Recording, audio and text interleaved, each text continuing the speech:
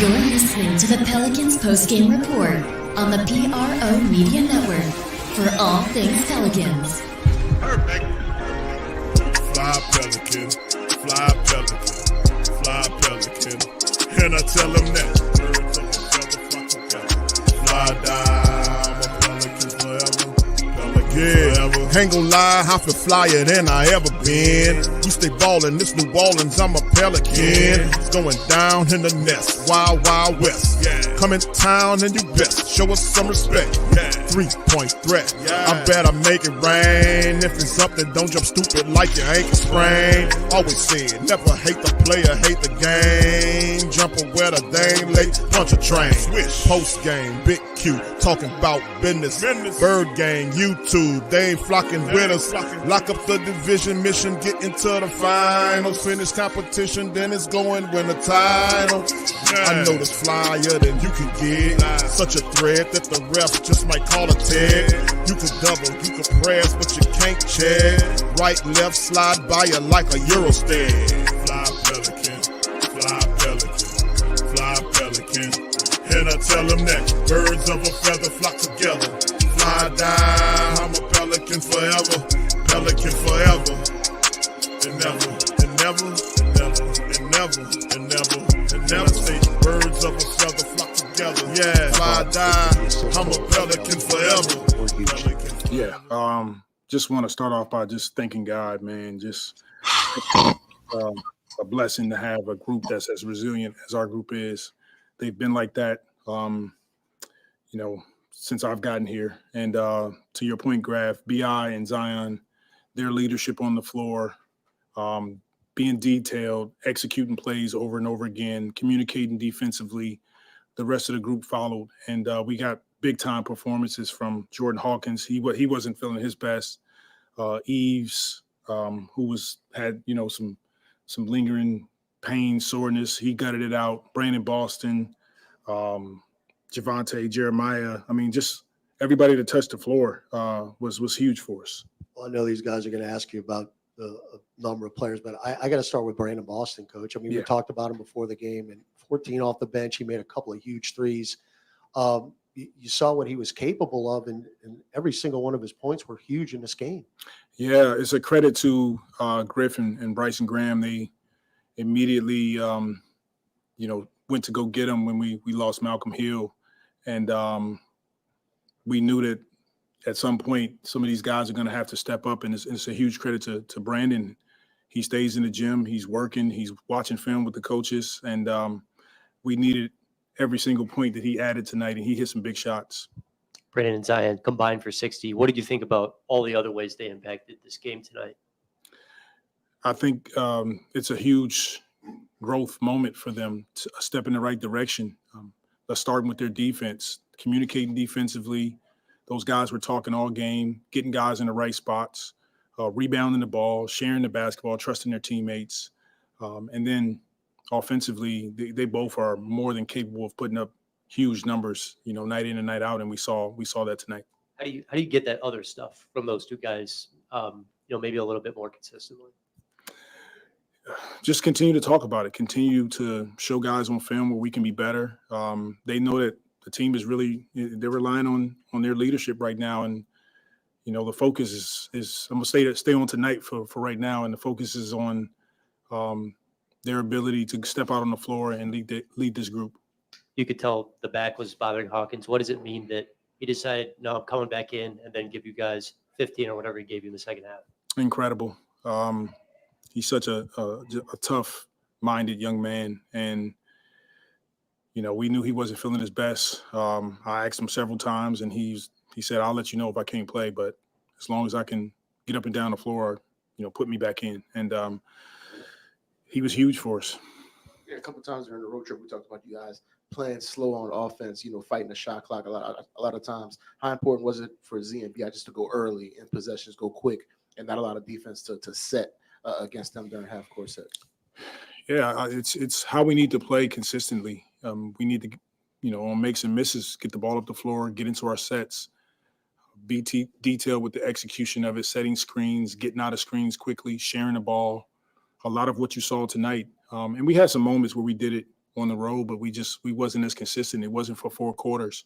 Tonight we have more of a consistent game of all of those details that I just spoke about. You got his first career start tonight. How big was he with his energy and offensive rebounding in the second? He was great. He was huge for us. His ability to be able to block shots and deter, our opponents from being able to get in the paint and finish, we thought could also help our group. And so pairing him in the starting lineup that's what went into that decision.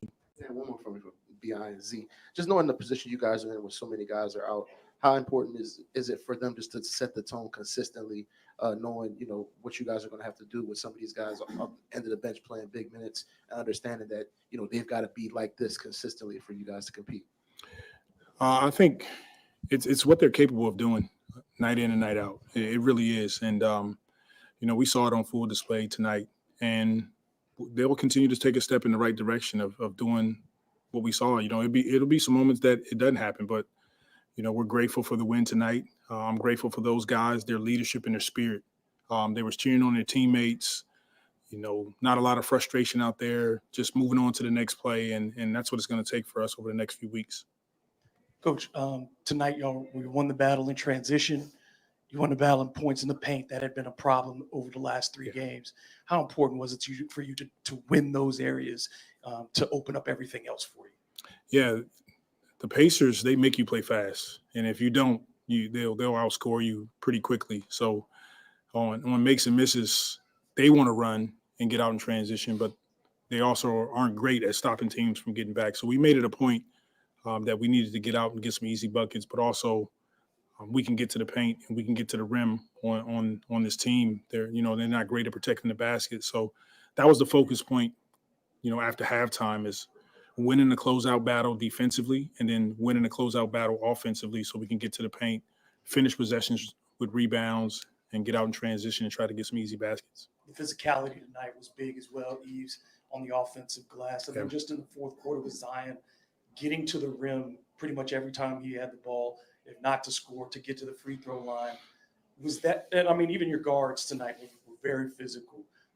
Was that a point of emphasis that you wanted your guys to get back to that kind of imposing their will on the other team? Yes, for sure. It was the adjustment we made at halftime was, look, we have to win these type of concepts. We have to do better defensively in transition and offensively try to win those battles. But then this is a team the Pacers, that you can get in the paint, you can get to the rim and finish, you can get to the free throw line, and then when their defense collapse, it'll create more open threes for us. So really good job by our guys making that adjustment. And then last, to get your second clutch win when last year that was such an elusive thing for you. How important is that to be able to walk into the locker room and start reinforcing, like, if we do what we're supposed to do, we can close out close games? Yeah, for sure. We just want to continue to take a step in that category. And so if we can win a few more games in clutch situations like we did tonight, it'll be a huge help for us. And Willie, nobody's mentioned Jose tonight, but this first half, I mean, he really kind of did his thing. Yeah. Say about the way he played. Oh, Jose was incredible. And, last game, even though we lost, he kind of got his rhythm going, and it's a carryover into tonight. And so we're going to need his toughness. He's also, one of our emotional leaders. We're going to need that the next few weeks. So really good game by Jose, and, he'll continue to step on the floor and be big for us. You alluded to pace a couple of times already, but with that, the team only had single-digit turnovers tonight. Yeah. How important was that to possess the ball more to get into your offense? That's huge. If you look at the field goal attempts, we won the possession battle. So we had more opportunities to score. And anytime we can win the possession battle with offensive rebounds, keeping our turnovers low, still getting to the free throw line, it gives us opportunities to win games. So the draft folks thought that it could take a while with Messi to get in the rotation. What did you see from him in camp, the preseason, where you felt comfortable saying, no, we're going to give you rotation minutes right away? I mean, that's we don't have a lot of guys available right now. So, everybody that is suiting up is going to have an opportunity to play. We talked about how the Pacers like to press the ball, and TJ McConnell was going to do that. Yeah. He forced a quick turnover there in that second quarter where you called a quick timeout. Just what was the message there at that point in that quick timeout? Game plan discipline. We went over that He stole the ball against Orlando, the same type of play. We showed our guys on film. And look, I'm not going to take timeouts home with me. So I wanted to use one to call our guys up a bit and say, look, we're going to make some mistakes, but that's a mistake we can't make. And so we corrected it after that. And just throughout the course of the game, there seemed to be a lot of off-ball activity from Zion and BI, not just bring the ball up the court, but they're getting to their spots and getting easy baskets while they were cutting or just moving off the ball. Was that also a point of emphasis going into this game? For sure. The more that we can move the chess pieces around, the better. And so a little bit more movement. Zion can score in multiple ways. So can BI. So in transition, both guys can post up. They can catch it in the mid elbow. They can both handle and play in pick and roll. So we got to continue to move them around to keep the defense occupied. And then finally, to close the game out, it seemed like you guys kept it real simple. Brandon Z pick and roll in action together. That led to a lot of good looks. Is it, I know you guys haven't had a lot of opportunity to run those actions because guys have been in and out for a while. Just what's it like getting those valuable reps in now and also executing well? Yeah, I thought it was huge on their part, just putting those two guys in the middle of the floor, keeping the gym spaced out for them. Now they got to make a decision. Are they going to switch? If they do, somebody's going to probably have a mismatch, and just trying to keep the game simple. And they did a great job of executing. Well, it sounded like Brandon might have been your loudest defender tonight. He had a steal, 2 blocks on the second half. Really helped stop Pascal Siakam on a key late turnover for Indiana late. Can you just talk about his defensive growth? Because we always talk about his offense, his playmaking. Can you talk about his defense since you first got here? Yeah. And where it is now? We're all proud of the steps that BI has taken. Defensively, he was incredible tonight. He was all over the place, rebounding the ball, blocking shots. And, he's just got to continue to do it. It's what he can do. It's what he's capable of. He knows that guys are out. So it was huge on his part to just take a step in the right direction on both ends of the floor. What do you credit that growth to? Is it work with the coaches or just something personal growth from him? I think it's a combination. Personal growth on his part, surrounding himself with a bunch of good guys. The coaching staff is doing a great job. Coach Borrego was with him every day, watching film, showing him areas that he can be successful on the floor, talking to him about defensively, sprint, turn, talk, get back in transition, contesting shots. So it's a collaborative effort with everyone. All right, thank you. All right. Shout out to the fam, man. For all things Pelicans, man. You're now listening to the Pelican post-game report, man. We up in this thing. Pelicans defeat the Pacers 125-118. Stop a ugly 3-game slide by having missing so many people. DC, is that you? No, that's not you. All right, so we have, listen, fam, the bottom line is the Pelicans had a great performance tonight. Energy, effort, everything you could possibly want. The bench stepped up, especially Brandon Jr. had 14 points. We'll get into that, man. Before we get going, Big Q, DC, and Lex, we all up in this thing. Let me play this by Zion Williamson, man. This was his post-game press conference. Well, his post-game thoughts after the game. Listen to what Zion Williamson had to say right here. What's it like when both you and Brandon have it going the way you guys did tonight? That's all about. And the night, what's it like? All right, so a little bit about Zion, and when we get opportunity to throw that back up there, we will listen to whatever else they got on. Whoever pop up on the podium, we'll flash back to it. So good win, guys. 125-118. Pelicans handled the business, smacking down the Spurs. The Pacers, outpacing the Pacers, handling the business, man. Shorthanded as all outdoors, but, man, the big guns and young players stepped up, handled the business. Early thoughts before we jump into the stats. Lex, DC. Zion's so funny. You heard that, huh? That statement was very funny. There's no consistency, Zion. You know what I'm saying? There's a lot of hesitancy and indecisiveness. And so that's why a lot of people say that, you see it like one game and then 2 or 3 games you don't see the connection, the chemistry, the synergy. So there's I don't know what they seeing in film, but I mean, obviously they connected a lot on tonight, but if you look at the whole situation, they're kind of forced to. Like, there's a lot of guys that are out. So, it's the consistency part. It's like connecting on one game very well multiple times is great. But what about the next game? What about the game after that? And the game after that? And the game after that? And the game after that? You know what I'm saying?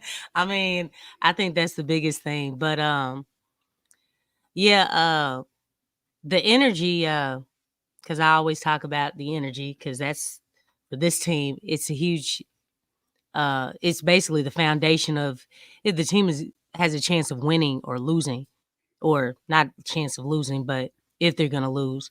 But yeah, the energy was very up tonight. I hope that this is not a sign that they're going to kind of flip the script from last season and become home warriors, and then on the road they become not road warriors. You know what I'm saying? I hope that doesn't switch. Definitely want to be able to win games on the road as well as at home. So I just hope that's not gonna be like a trend where they switch it like it was on last season. But yeah, other than that, it's good energy. I like what I saw from like third, fourth string. They really looked relaxed out there. They looked like there was a whole lot more synergy and chemistry with the team, more so than you see with the sort of the starters, actual starters, which we still don't know. But just the guys who have started, you see a lot more just relaxed. They know, like, making the basic play. There was a lot of lobs out there, man, and that makes the game easy. I like seeing that, because we didn't really see that a whole lot last season. So it's nice to see just easy shots. Easy shots. But yeah, this is a good step, but there's still work to be done. They really did need this win. And like, Stacy was saying, like, this bought Willie Green some more time. You know what I'm saying? So I think that's about it for right now. It seemed like Lex, they just need a little home cooking right now. They started off and like they're shorthanded as hell, but man, 60 points combined with Williamson and Ingram to go along with the plus minus ratio was pretty good. Plus 17 for both those men, plus 13 for Jose, plus 12 for Daniel Tice. So we're gonna go over the stats. DC, are you there? I'm here. All right, DC's in the building. What's up, DC? How you living down there, man? I'm living pretty good in the dirty South, man. Dirty South Jamaica? No, that would be like close to the equator. Okay, oh my bad. Okay, go ahead, DC. What's your thoughts on the game tonight, brother? Well, I actually had some nice thoughts, and I lost my train of thoughts because I was like interrupted by somebody. But it wasn't me. But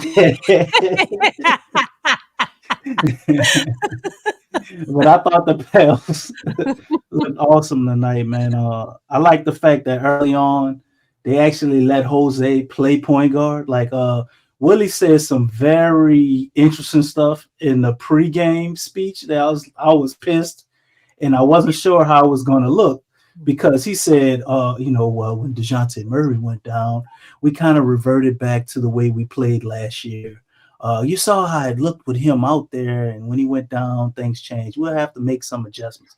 And I was like, oh, shit. What do you mean? Like, when DeJounte went down, so y'all didn't have a plan for if your point guard? They never have a plan, DC. Look at the plan in the offseason. They didn't have a plan. Well, wait, Lex, I'm not about to do this because we won and it was a good game. So I'm cleaning it up. You know what I'm saying? Right. I'm about to check you on that, man. Yeah, but I'm like, damn. Well, I thought that's why we had Jose. Y'all gave him an extension. He can't run the plays that DeJounte ran. Maybe he can't do them as good as DeJounte, or it doesn't look as well. But like, he can't run the sets, you know. And they went out today, and I saw Jose, you know, running some sets. I saw Bi and Zion doing pick and rolls. They actually had an inverted pick and roll. I almost jumped off the sofa. Yeah, I saw that. Zion threw several alleys to. Bi threw several alleys to Zion. Zion damn near oh my god, made a 360 alley oop. I know, that was nasty. I mean, it was they need to show that one again. It was a lot going on, you know, to be happy about, man. I mean, I saw them make adjustments. They've made adjustments, but Very I good. can't get too high. Man, come on, bro. It wasn't the 10th game. No, it was not the 10th. You mean you can't get too high? I think Willie has cut it down to 5 games, Lex. We're trending in the right direction. He makes adjustments. Hold on. Stay on purpose, bro. I mean, you couldn't get too high. Why? What? Wait, what? You can't get too high. Why? Well, you just said I can't get too high. Why you can't get too high? What's up? I didn't get to finish my statement. That's what's up. That's why I'm saying stay on purpose. That's what you saying. Finish the statement. I was just trying to say it. You keep cutting me off. You about to go off? You know what? If you just listen, man. If you just listen, you wouldn't have to ask me any questions. Finish the statement. Get too high because of what? Once I start talking, can I actually finish my statement? That depends. You can tell me who better, Damon. Y'all need a minute. I tried to say it like 2-3 times. You about to say something? And you cut me off to ask the question again. What's wrong with you, man? Are you high? What are you on? No, we won. That's what type of paraphernalia you hiding in the books back there? But anyway, the Pels looked awesome tonight, man. I just would like to continue to see this type of effort going forward. You know, I want to see them make adjustments on the fly. You know, we don't have to go through a 3-game losing streak before we decide, hey, maybe we shouldn't play the way we played last year. Maybe we should try to do something different. Hey, let's actually do pick and rolls with Zion and Bi. You know, just keep all of this going. What they did tonight was awesome. This is probably one of the best games I've seen from Zion and Bi together, and both of them going off. One of the last ones I can remember was like, they played pretty well when you think about it against the Spurs last year, to be honest. But I mean, not the Spurs. They did go off against the Spurs. That was 2 games where they both went off. But the Pacers last year, they played well as well. So I would like to see how this looks against Atlanta. And another team, man, I want to see this continue to be a thing because we're going to be without Herb and CJ for 3 to 4 weeks. I really don't care about CJ at this point. I think Hulk has pretty much shown us that we won't miss much. Hey, don't forget about Boston. Boston looked good out there, man. His synergy with Zion was beautiful. Oh, I was getting to it because, you know, I said that was a great pickup. I said it. And Zion said he used to play with him in high school. He's a certified hooper. You know what I mean? And he showed it tonight. So, we cannot forget Boston. But I can't forget JRE. Please stop giving him minutes. He only had 9, DC. He don't need 9. Get him 9 to Carlo, man. Let's see if we can find something else. Or Trey Jemison, something, bro. Yeah. Green played, but I think Green played well. He always plays well. And Kane got up in there, but he didn't really do a whole lot in this game. But I'm glad. Well, I mean, Kane probably was depressed watching Brandon Jr. out there tearing shit up. Yeah, well, the thing is, Boston was really providing something that we needed. Like, I love his length. He can handle the ball too. Because he was deflecting, like in those passing lanes, as well as just really just another scoring threat. I mean, so. He's definitely going to be getting more playing time. Yeah, we need to keep him in there, man. He really repping A good for the sniper Pels. behind the arc, like he wasn't hesitating at all, and he has a nice stroke on him too. Yeah, he was pretty good. His production, Willie Green mentioned it. I mean, he had a couple of 3-pointers in the game, finished with 14 off the bench. That production really helped out. Let's hit the individuals, man. I got the box up here. Let's go individuals first. We'll get through the stats, man. Tonight we're gonna open up the phone lines for the family members to chime in. Shout out to y'all out there. Slim Favo, Full Cole, big ups to you. Jay Black, I see you, my brother. Stacy, big ups to you. Brother Dine is in this thing. YB NG Dine is in this thing. Big ups to all y'all, man. Appreciate you. I see you, Marley Mall. Much love as well. Big ups to everybody, man. Thank y'all for stopping by. PPR, man. We're gonna open up them lines a little later. Let's hit these stats, man. This is what I like to see on some of this stuff. 49 of 101, man. 101 attempts by the Pelicans tonight, fam. 48.5% from the field. They were 12 of 31 from downtown for almost 39%. The free throws, 15 to 19 for 79%. The Pacers, 46 of 89 tonight for 52%. 16 of 38 from downtown for 42. Free throws, they were 10 of 13 for 77. Pelicans, almost 50 rebounds tonight, fam. 46 versus 39 there. 15 offensive rebounds by the Pelicans tonight, showing some stuff. Their assist game, 28-35 by the Pacers. Steals, 8-3 advantage Pelicans. Blocks, 4-3 advantage Pelicans. And they had single-digit turnovers tonight. Single-digit turnovers by the Pelicans. 8 versus the Pacers, 14, 12 points off turnovers versus 21 points off by the Pacers. And then you look at the fast break points. Pelicans beat them 24-21 on the fast break and 62-54 on points in the paint. So there you go, kind of inverted that thing. And then we look at the individuals. Zion Williamson led the day, 34 points in 37 minutes, 14 of 20 from the field. He was 1 of 2 from downtown, 5 of 8 from the charity stripe. 10 assists to go along with that, with 6 boards, 2 steals for Zion. He was plus 17. 26 from Brandon Ingram with 7 assists, 6 rebounds, a steal, and 2 blocks in 35 minutes. He was 10 of 25 from the field, 3 of 8 from downtown, perfect from the charity stripe. He did a wonderful job as well. 23 from Jordan Hawkins in 37 minutes. Big minutes for Jay Hawk tonight. 7 of 17 from the field, 2 of 8 from downtown, 7 of 8 from the foul line, 4 rebounds to go along with those 23 points. And like I said, plus 8 on him, plus 17 apiece on Zion and Ingram. They were doing the business. Jose Alvarado stepped in there. 32 minutes from him, 12 points, 7 assists, 2 steals, 6 rebounds, 5 of 12 from the field, and 2 of 5 from downtown for Jose, plus 13.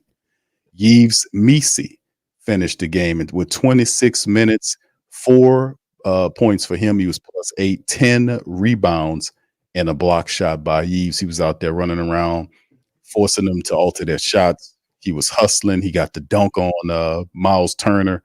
That was really good. Yves really stepped up. And then, of course, Brandon Boston Jr. played like Brandon Boston Sr. today. 14 points, 23 minutes, 6 of 9 from the field, 2 of 8, 2 for 4 from downtown, 2 steals, 2 assists to go along with 2 rebounds. He stepped up and had a really solid performance to help the Pelicans. Green in 19 minutes, 7 points, 4 rebounds, a block shot, and steal for Green. And we've seen JRE getting there, not too much to talk about on the end, but Daniel Tice played 9 minutes, did his thing in there, and he finished with plus 12 though, with 3 points, 5 rebounds, an assist in the game for him. He also hit a 3-pointer. Tice hit a 3-pointer from downtown. So that statistics right there, Lex DC. Feel free to expound where you please. Oh man, I guess I'll start off with the individuals and just shout out because I missed it. 2 guys I want to say something about opening up. Shout out to Yves Missi. He came out and what? I said it right. Good job, DC. I know. I'm you corrected yourself. And that was beautiful. That was so beautiful. We got to uplift DC, man. He said the right shit. We got to uplift him. Shout out to DC. See, that's the bullshit I was And talking you know about. what? No, I mean, we recognizing you, DC man. can't take a compliment. You notice that? Yeah. I don't need your okay. backhanded compliment. Well, you can take Your mine. big back. DC. You can All right, take I'll mine, take yours, Lexus. I believe you genuine. But I don't need your Yeah. big 'Cause I was thinking backhanded about compliment. DC, just as soon as you said, I was like, dang, you took it right out of my mind. Them rebounds were mean though, man. I like that. He was making an effort on them boards. But Yeah, he went in as a starter, and I thought he played with a lot of composure, man. This dude, I had him wrong because I thought it was going to take him till the All-Star break to kind of start getting a lot more minutes, but it's paying off, and it's credit to him, though, Lex. Because yeah, it is. They could have thrown him out there. He's saving Griff's and Bryson Graham. You know what I'm saying? Desperate measures causes desperate situations. You know what I'm saying? They could have thrown him out there. They needed him. Pelicans needed him. Like, please. Big that can run and shot block. Man, no doubt. I'm glad we got him. But he could have not performed, when they put him out there. He's been living up to the task. And the thing I like about it, he's doing the little big man stuff that you need him to do. Yeah. I thought he would have more issues setting screens, I thought it would take him longer to get the 10 rebounds based off of what I was seeing in the summer league, The dude he's not fouling people. Yeah. He got to have 5 offensive rebounds. I mean, I'm astonished by the fouls though. That's great. That's great. They say he learned fast. Yeah, well, he is showing. He's learning incredibly fast. I think, man, you might as well just leave him in there as a starter. Just, keep him around 24 minutes or so. Leave him as the starter. After the first game. Why not? What's the alternative? Would you rather Daniel Tice? Tice played 15 minutes tonight. Hey, let's not sleep on Tice. Tice can do some stuff, but I like him better off the bench than starting. Well, I know, but hey, the thing is that both of them really, I'm with either or. I think it depends on the situation because you have to think Tice can spread the floor a little bit more, so they both bring different things to the table. Well, he don't have enough floor spreading talent. But he's for me to really be concerned with it. He is a smart player, and I'm not like saying he shouldn't get any minutes. I'm just saying what Yves does, we desperately need the way he alters shots and deters people from the rim. Yeah. Although he's not perfect, and he still has to work on some things. It's obvious that we were tremendously missing this last year. The only thing that could be better than this if we had Yves Missy's paired with Jonas Valanciunas, but that'll never happen, right? That would have been awesome if we'd have been smart enough to do that, right? But we said it here and nobody was listening. But to move off of this and to go to the next thing, and I'm gonna go ahead and let you talk because I know everybody's happy and got a lot of stuff to say. But I do want to give a shout out to Jordan Hawkins, man. Man, Jordan Hawkins win at Draymond Green last game. He getting into it with Ben Mathurin, Man, he got a little nasty streak to him, and I like it. And on top of that, Jordan Hawkins had got to the foul line the same amount of times as Zion. Now I know 2 of them was at the end of the game, but still, that's still 6 other trips, man. They are terrified for him to shoot that 3-pointer, and he keep catching people slipping, going to the foul line on them 3-point shots, man. And the dude is just finding all type of ways to score. I've seen him tip so many rebounds. He's just out there hustling. Man, we are fine at the shooting guard position when we get rid of $33 million. Like we will be fine. So shout out to Hulk, man. I thought he had a huge game, and that shouldn't go unnoticed with Brandon Ingram and what B.I. did because they were awesome. And Boston Jr., because nobody was expecting that. So I don't want him to get lost in the shuffle, man. Without what he did, we wouldn't have been able to win this game either. Indeed. Y'all got it, man. You could talk about teams. That's what I had. I just had to say that too. I already talked about the team stats, DC. We you good? The full you don't count. I was talking about the Lex. Oh, so the Lexes are y'all? So Lex is a No, y'all, I'm DC? glad I'm not in the mix of this because I'm glad I like my place. You know No, what I'm saying? I'm let, just let y'all So cook each I, other. I don't know what yeah, DC you know what I'm talking saying. about. Let's go after me, and you like get to say something if they got some time left. You know how it go. All I can say is DC is Lex is a y'all. And she's a y'all. That's what you're saying, Well, sir. you know, it's all Lex and the family over there, bro. You know, She's a y'all. Stupid, yeah, man. Lex wears many hats. She's an official and a coach, so I want to hear both of the Lexes. She does wear many hats. She does Yeah, do that. I want to hear Coach Lex and official Lex because the officiating was horrible. So I know she's gonna touch on that. What about the officiating, Lex? What you thought about it? It wasn't as bad as what we seen the It previous wasn't as game. Huh? bad as what I saw against the Warriors. I don't think it was a strong imprint by the officials. Now, one thing I don't like is that I don't like the fact that when Zion is at the line and he's shooting free throws, I don't like the fact that they holding that ball for a long time. That right there has to stop. It's like, what are you doing? Give him the ball and stop giving the other team time to see if they want to challenge something. That right there, that bothers me because they do that to him a lot. They did that to him last season. Mm-hmm. So I'm not feeling that. It's like, okay, are y'all? I mean, I know y'all against Zion anyway.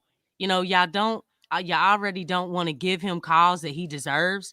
And yet, if he gives anybody like just a small love tap, it's like, "Brr," you know, I'm like, what? He got more of a love tap than that. You know, but I don't Yeah, I hate know. how they officiate them. I really Yeah, do. It's they crazy. haven't gotten any better, and I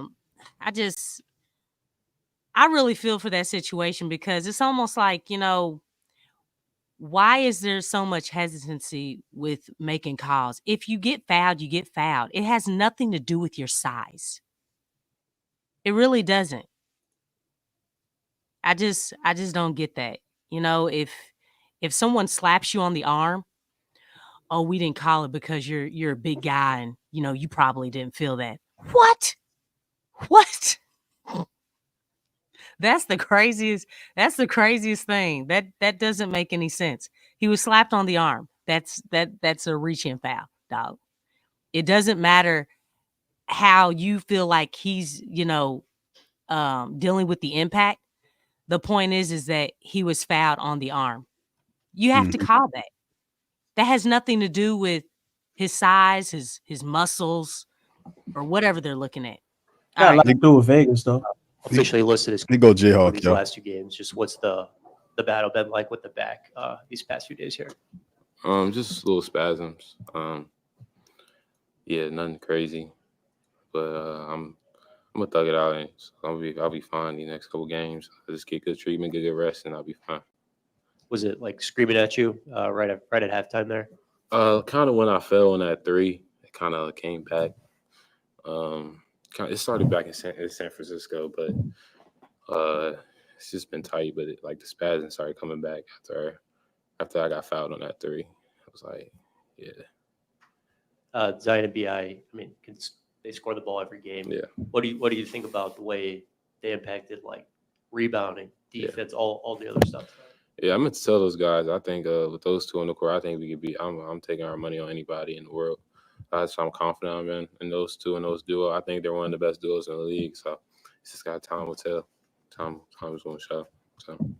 And with the current injury situation you guys have, how important is it for those two to set the tone on a nightly basis? Yeah, absolutely. They already carry a load offensively. They're gonna carry a heavier load now. So I think they're up for it. They're ready for it. So and I wouldn't have any other guy in those positions right now. What our leaders being them two. So yeah. And part of it is just because Indiana plays at such a fast pace. But how Yeah. important is it for y'all to just get in the sets quicker, just to get to your actions quicker, instead of allowing teams to load up on y'all defensively the way it happened so much during that West Coast trip? I think it's extremely important, especially with Z. They're going to send two at Z every time. So try and get the ball to him as quick as possible. He'll make his move. To try to get to the basket. BI as well. They're going to try to send doubles to him on the on the pick and rolls, they're gonna try to blitz him every time now, especially with the guys we have out right now. So I just think playing the game with him, especially me as a shooter, just try to get him in a lot of actions with me getting out, try to get open shots so I can show my game more with playmaking, get to the rim. So The last couple games, you had a little bit of a struggle with your in-between game. yeah. The shots weren't really going down for you, but tonight you were able to mix it up, get to the rim, get the mid-range and the three going. What did they give you defensively that got you, able, or was there something that the coaches saw just to get you going? I mean, I think that's going to be the new normal now, because nobody's going to let me just sit there and shoot threes all the time. So I think I have to get my shots in different ways. I think it's going to have to be able to mix it up. It's not going to just going to be threes every time. I think I got to be able to find my shot, find my three, mix it in a little bit.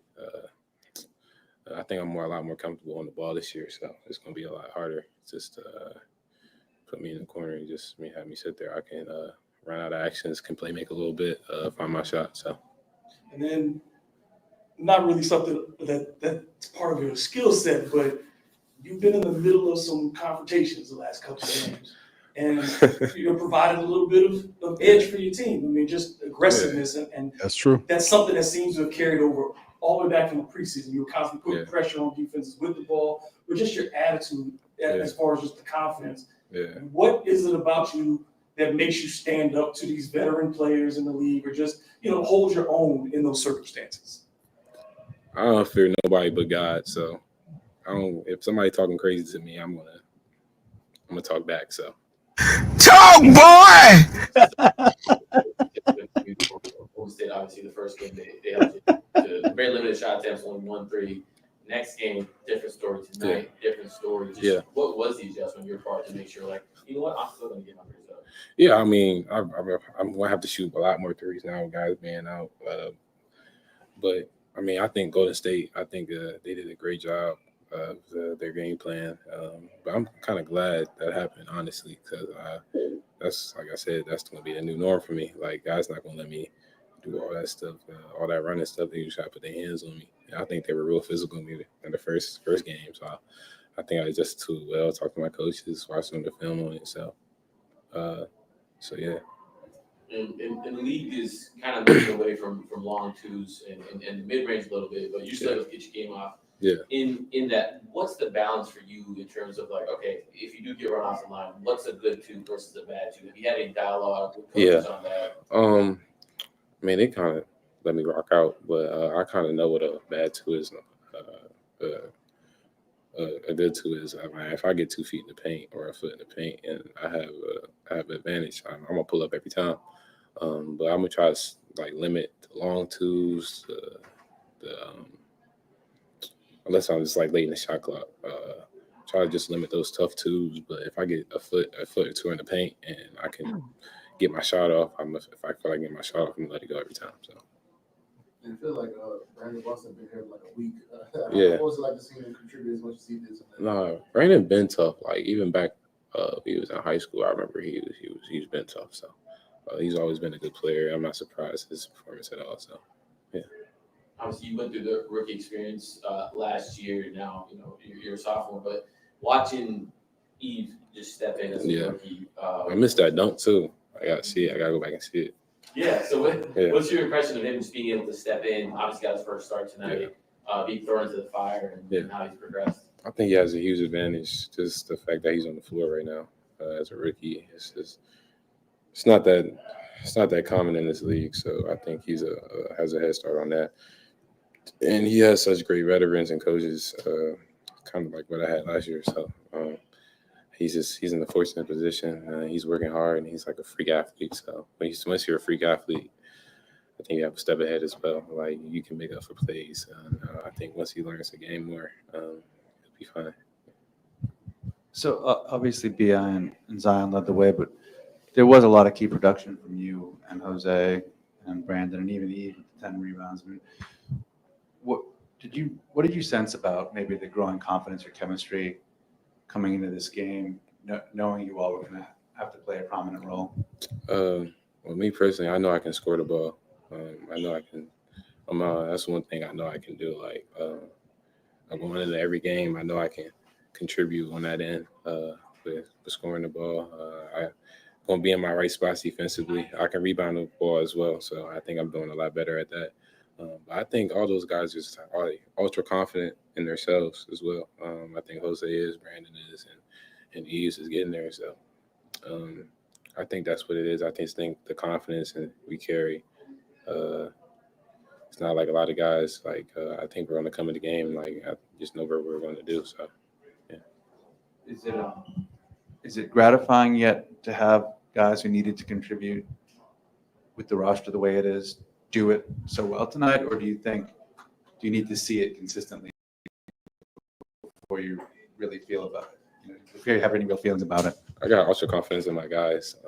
I just think if we just stick together as a team, and if BI and Z on that floor, I think we could be anybody in the league. We got a chance to. So that's me personally. Yeah. Thanks. All right. Shout out to Jayhawk, man. Our young brother putting in work, man. Shout out to All World Trucker, man. Q, do you think the Pelicans have more upside and better future compared to the Saints? If so, can the Pelicans hold it down till the Saints get right? I have more. I think I'm going to rock with the Pelicans on this one, All World Trucker.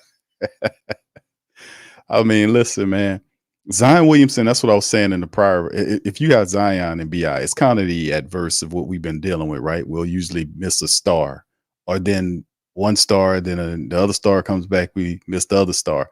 This time around, the injury bug is hitting us. It's kind of taking a lot of the role players or other guys outside of the stars away from us, which if we have our two big guns and enough push around the rest of those guys, that we could be able to win some contests. Like tonight, we seen what they were able to do with some help from the bench guys, the young guys like Yves BC and Jordan Hawkins and Brandon Boston Jr. Those guys were phenomenal. Not to take nothing away from Green. Green played. He was out there hustling too. Jose was doing his thing as well. If we can get an effort from some of those guys, we should be all right. But as far as the Saints are concerned, bro, even if the Saints win a couple of more games here, man, the problem is not just Dennis Allen, it's Mickey Loomis. If you fire him, do you really have confidence that Mickey Loomis will hire the correct coach going into the future?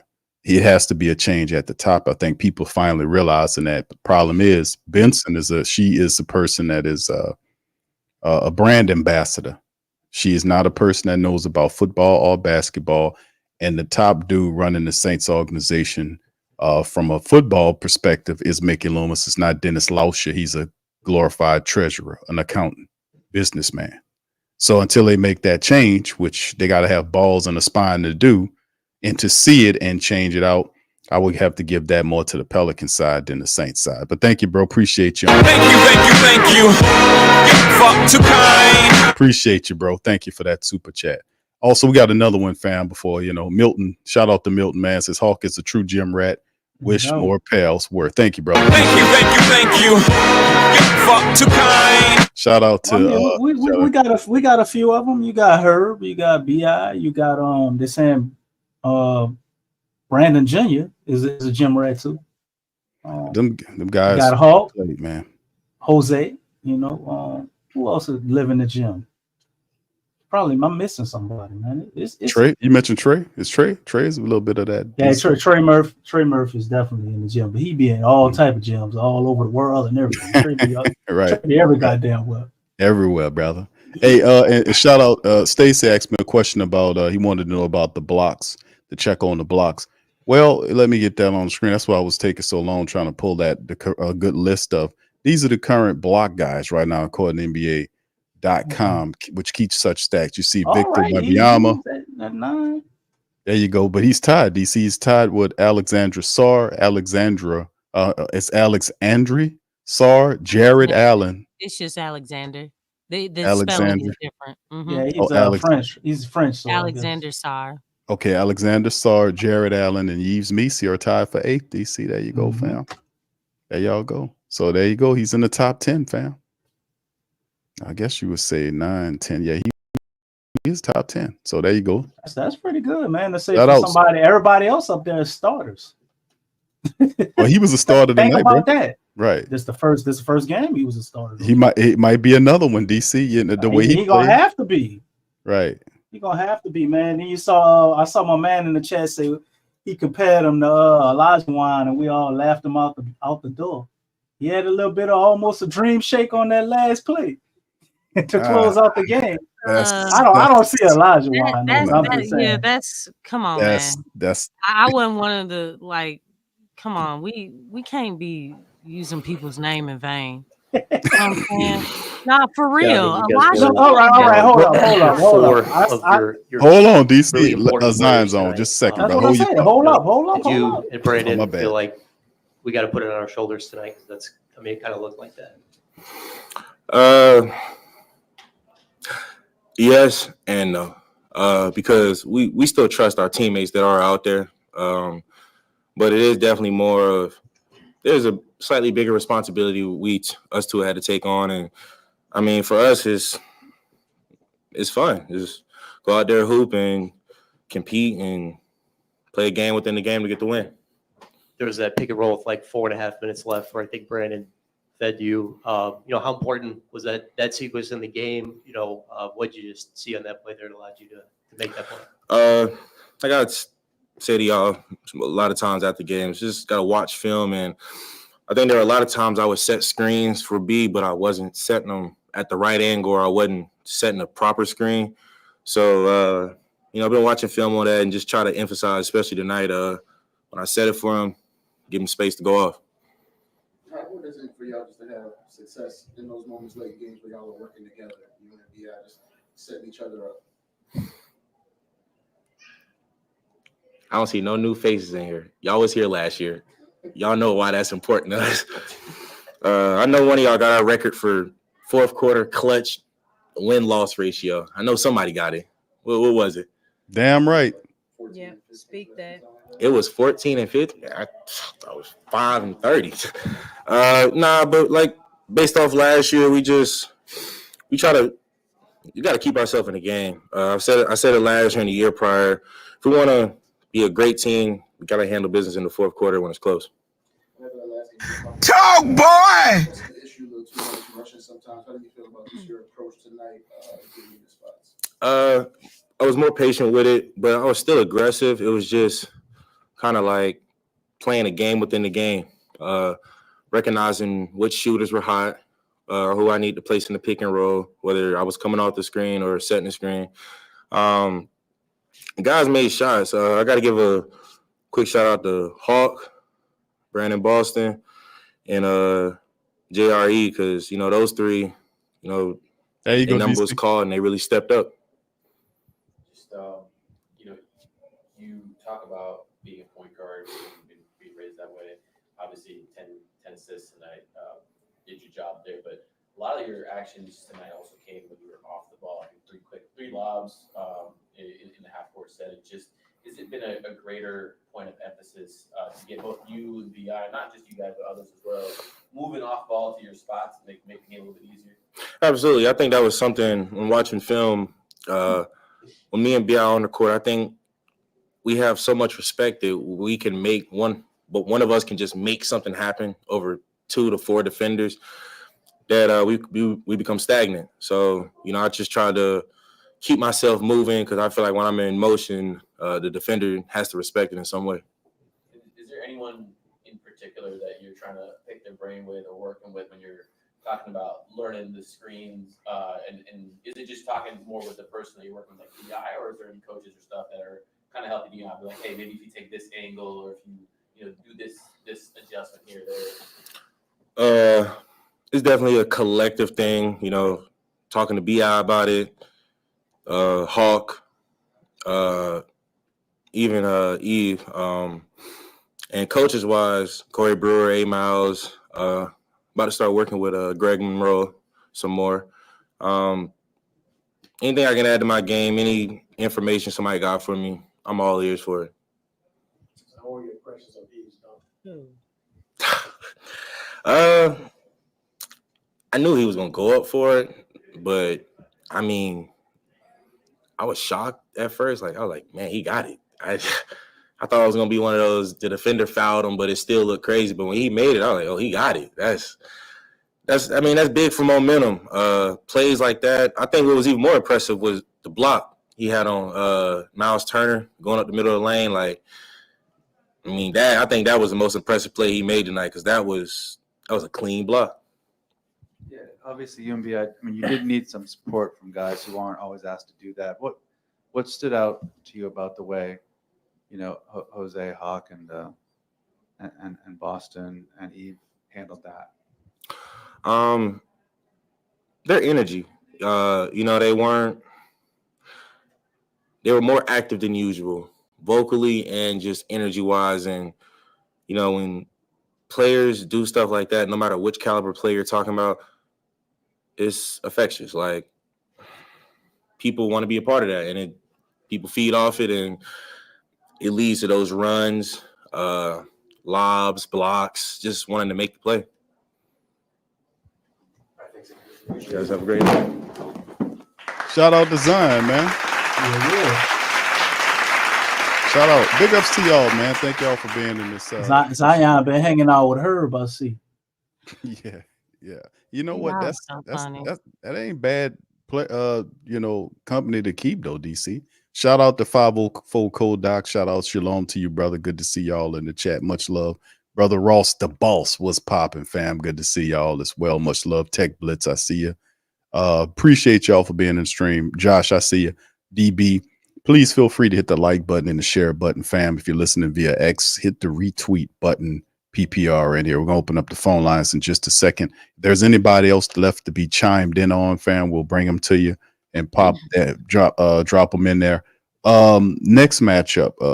Well, before we get to the next matchup, DC, go ahead, brother. Finish your thoughts. You were saying something before Zion popped on. Go ahead and finish your thought. I was talking about the Eve Meetsies Keem Olajuwon take, my brother said, but I don't see it at all offensively, to be honest. But defensively, I can kind of see what he's saying. Eves is able to switch 1 through 5.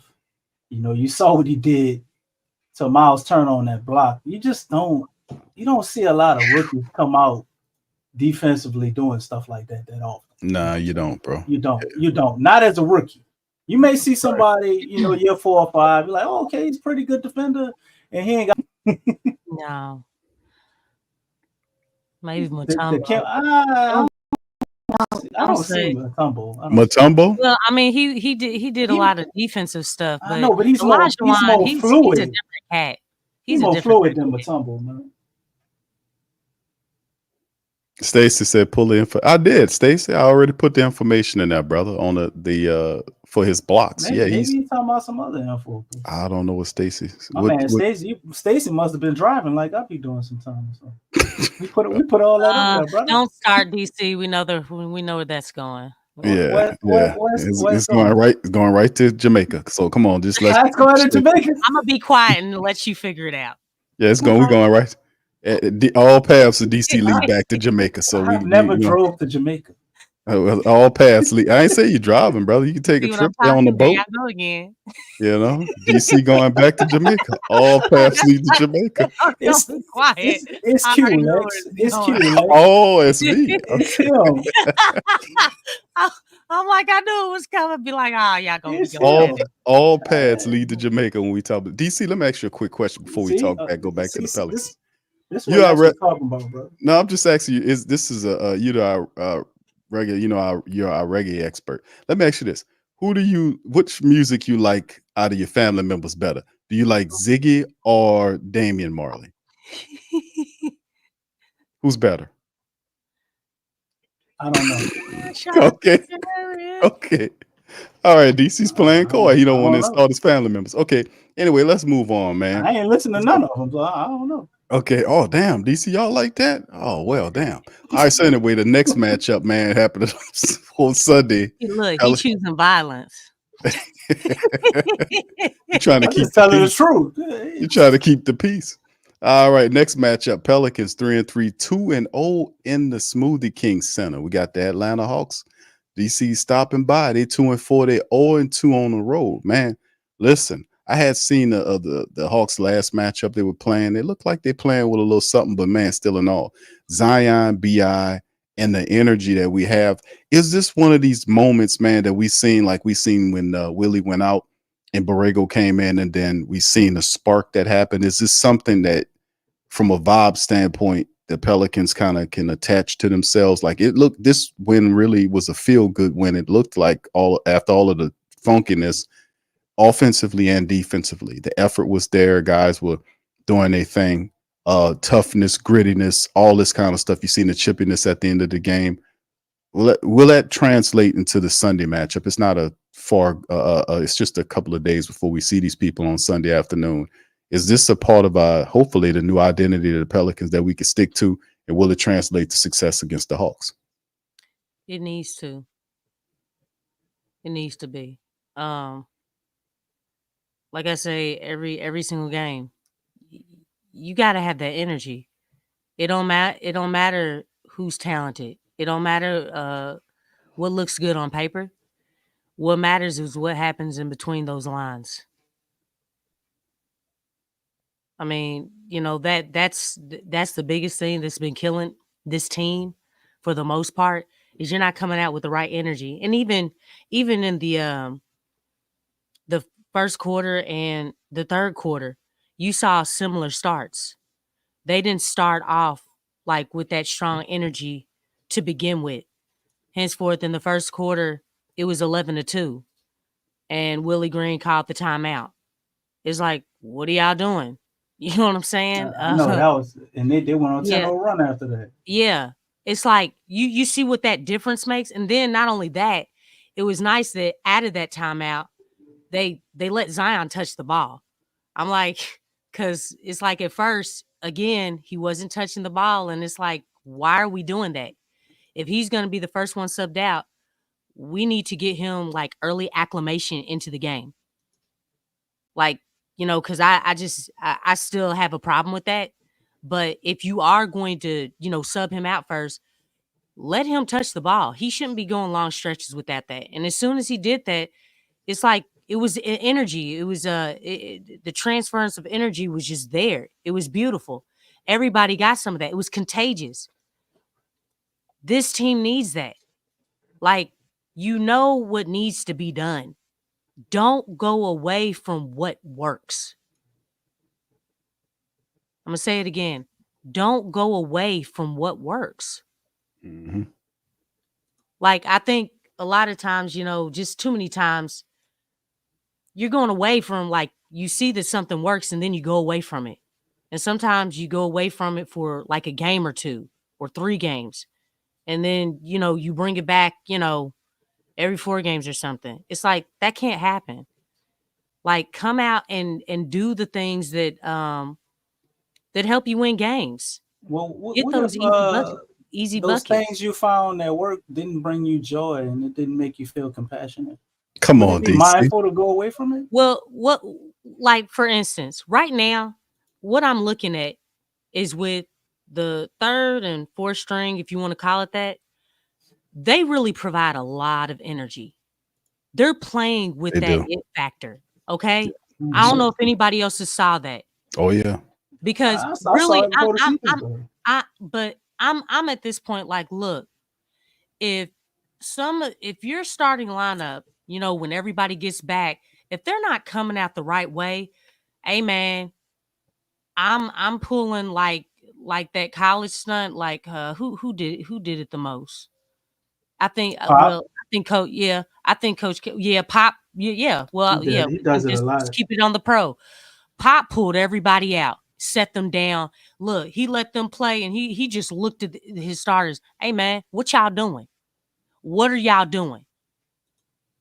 You have to go out there and play with energy. And look, you didn't see anybody over dribbling. You saw guys that those 3rd string and 4th string players, they were playing well in their role. They understood what they needed to do. They weren't doing too much. That's beautiful. That makes, look, how many turnovers? What turnovers, like single digits? 8. 8? With 3rd string and 4th string guys? That's right. I mean, if that doesn't say something, I don't know what does. You're talking about over a vet like CJ. You know, and I mean, it's like, wow. Single digit turnovers for the whole game. I mean, that's some good stuff. And then you couple that with the energy. I really like, and not only that, it seems like there's better synergy and chemistry out there too, to be honest. But you know, obviously this is just one game. I'm not gonna get too high or too low about it, because the Pelicans really did need this win. They needed this win. But there's more work to be done. It's about consistency. We know the Pelicans can play the right way, but the problem is are we going to revert back to stuff that they were doing last season? You know, are you going to, you know, do those basic things like pick and rolls? Are you moving the ball? Can you pass in the post? You know what I'm saying? Can you throw those lobs consistently? Because they're there. They're there consistently. Like it comes back to what Pelicans team are we going to get? What Pelicans team are we going to get on tonight? And that's what it's always been. We've seen beautiful games like this, solid games. We've seen it. But again, I say this all the time, in regular season, you have to build winning habits. And I'm going to continue to say that. You got to build. How do you build winning habits, Lex? Well, you build winning habits by being consistent in making winning plays, doing the things that work for your squad. And guess what? When you do that, that helps you build your identity. But you have to, that C word is so important. It's so important. Bringing that energy and that C word are so important. If that happens, the identity is going to get better. It's going to be more polished. But you have to adopt those winning ways. You have to build those habits. And it starts with every single game. Even the games, because we know that the Pelicans are not going to win every game. We know this. It's an 82 game season. So to say 82-0, that's crazy. But the thing is that even when you see them in losses, it's like, look, you're making winning plays. You just didn't have enough to finish the game. I can respect that a whole lot more than if you don't play with energy. You're not being consistent. You're not making good passes. You're not throwing, lobs, getting easy buckets. You're making the game hard. I can accept working hard and losing that game, but I can't accept, hey, you're not doing what you need to do to build those winning habits and you're losing by 30. That's ridiculous. That's unacceptable. You're not putting in the effort. You're not putting in, the things that you need to do that that you're capable of doing. Like Hawk was saying, like Zion was saying, you're not doing those things in order to give yourself a chance.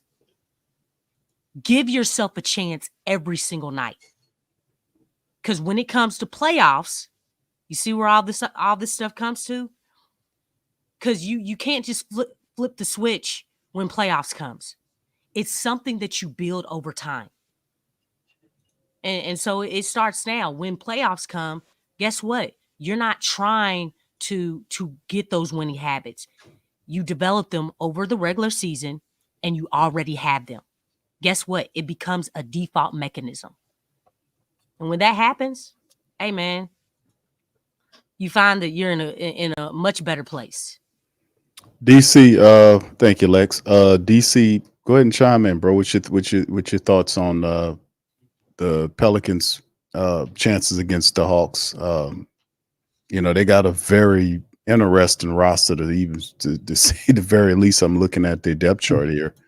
Recognizing I see Larry over there averaging 8 points a game. I see Dyson Daniels putting up 13 points a game on 50% shooting from the field. So Dice is doing pretty decent for them, but they got a lot of injuries going on with them. What are your thoughts on Pelicans Sunday night victory over the Hawks? we definitely can beat the Hawks, but it's always the same problem with the Hawks, man. Trey Murphy comes in here. I mean, Trey Young comes in here and lights us up, man. They've beat us when they've had worse teams than what they got now. So it still has to be shown. I think the Pels need to really look to their offense and kind of lean into, at least for now. We saw they were tonight. I think with this current situation we have without Trey Murphy, without Herb, you got Yves, but you got Daniel Tice. Everybody else ain't really, I wouldn't consider defensive minded. Your best defenders are probably out, other than Yves and Daniel Tice. Zion and BI, they can do some stuff, but it's more in spots, man. Those two guys, you're looking for them to carry the load offensively. So I think they need to lean into their offense and play like they did tonight, man. Get out, get up and down the floor running. Your best defense should be rebounding the ball. Everybody attack the rebounds because we're at a deficit there, man. We playing in the negative with the rebounds every time. And we're going against Clint Capella, who gobbles up a bunch of rebounds. So if you go out there all half-assed on the boards, Atlanta will kill you. Johnson, Jalen Johnson, he gets boards too. You know what I'm saying? And they got a Conwoo who's been coming off the bench, lighting people the hell up and getting a rebound. So we got to stick with what got us the victory tonight, man. Rebound the basketball. Don't turn the ball over. Get out in space, run, try to score before they get set up. Run your two-man game with Zion and BI that we saw tonight. Let Jose run sets again and actually be a point guard. It worked pretty damn good in the first half. And share the ball. Share the ball. Share the ball. Share the ball. Don't get stuck in hero ball. Your turn, my turn. Zion or BI trying to do it all themselves. Share the ball. It'll get back to you. CJ is not playing. It's okay. Yeah, CJ it's not going to be there, DC. We got at least another, we got 2 to 3 weeks of seeing Jordan Hawkins out there with CJ McCollum on the bench. Man, don't say that. Don't say I that. mean, oh yeah, that's what they're saying here. That's CJ why might see our Hawk. CJ might see our Hawk playing, bro. Yeah, we got a bunch. Week and a half. We got some heavy-handed people here on this list. You see Herb there; he's out. According to it's 2 to 4 weeks. When the hell is Trey Murphy supposed to come back?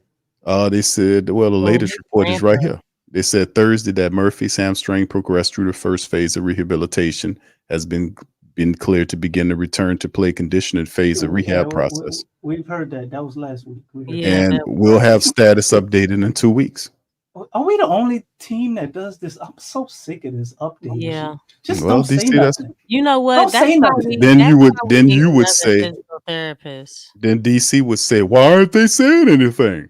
Give us the initial timeline and overshoot it. He's going to be out for 5 weeks. Just say that. They're not going to do that because that leaves them susceptible. That's what everybody else does. We sit here, Q, and we watch these the matchup indicator and the people who injured, and they be like, such and such person is coming back on this date, and the Pelicans show up and they play 2 days before that date. But the thing is, DC, they burn their draws with that, brother. David Griffin burned his draws by using that technique, and he ruined them doing that. Like when he slow dragged the Pelican family base, telling them that Zion's going to come back here, and then he didn't pop back here, that he didn't come back there. He done tore his draws. They don't understand the fan base. They don't understand the people of New Orleans, man. We are a very resilient people, but we do not like bullshit. Just tell us the truth. We can handle it. You can't handle the truth. Explain that. Explain that to Octopus, man. Right. And they Explain gonna beat. That's what he's saying every single time. And they gonna go beat his ass upside the head with the truth all day while he's saying that. Because that's how we is, man. People in New Orleans, they're very, very, very resilient, and they will not stop coming at your ass.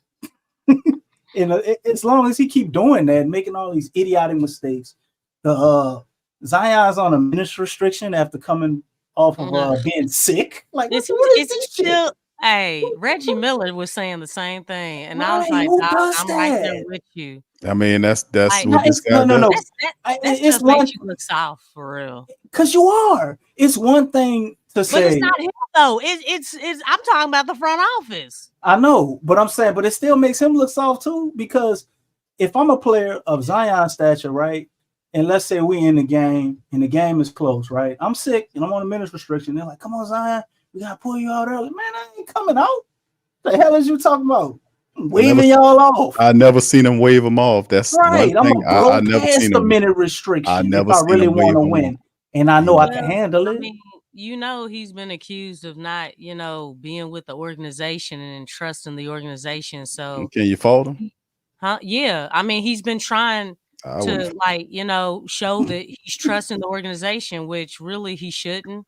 Even But when he's because been he's going mean, receiving against them, so much Lex, he never backlash, waved them off. He Lex, you never never waved waved him them off. off for the And minutes thing, Lex. and the The worst I injury saw, he thing, got mad as a rookie his first game back when they could have won that game against the Spurs, and and he they took took him him out. out. He was throwing stuff on the sideline and all Yeah, that. he was upset about that. That's I the seen worst. that. That's the worst I saw of it. And plus, Amy Atmore makes it easier. Like this last season, she got him up to 70 games, which made him understand, hey, man, this might be something here. So he started, the respect started gaining, the trust started gaining Right. with the addition of Amy Atmore. I got to credit her. So based on, she got her hands full this year, man, with all these people out, yeah, but credit the But Pelicans. but hire but another. but the topic was. Oh, I'm sorry, Lex. What you saying? Oh no, I was just saying they need to hire another one so she can have some help. Right. Yeah, Two more right. physical therapists Hey, would be awesome, right? and a Maybe couple of we could Franks have for the a Saints side. physical therapist for each starter. Huh? Wouldn't that be a good idea? That would be good. They could afford Right? it. They could afford it. Right? All right. So And then when they have extra time, they could do like the rest of the bench, yeah, I agree with you, DC. I agree with you. I agree with you. Right. I agree with you. Shout out to the fam, man. We about to open up the phone lines. Shout out to brother Mose, brother Stacy, brother Don. I see y'all, man. If y'all want to chime in, man, here now's your time, Pelican family. Chime on in, man. We're gonna bring our guys in. Go ahead, Lex. Quick. There's a nice number in the chat, and we would just really appreciate everyone, every single person, to just push that like button. Push that like button from the heart right here. We really appreciate it. Thank you. Yeah. Push the button with violence. Okay, let's just do it there. Push the button with violence. Look, Choose violence. that's the only compassion that I'm showing. Yes. Back to basketball. Let's go. That threw everybody off right there. Because let's start talking soft. I was like, what? Hey, sometimes that's Mother Lex right there. That ain't Coach Lex or official. That's Mother Lex right there. No, that's Mother Lex Mother right Lex there. energy right there. Sometimes you gotta have that sweet, gentle voice. Like, you know what? I want to give $1,000 an offering. You know what I'm saying?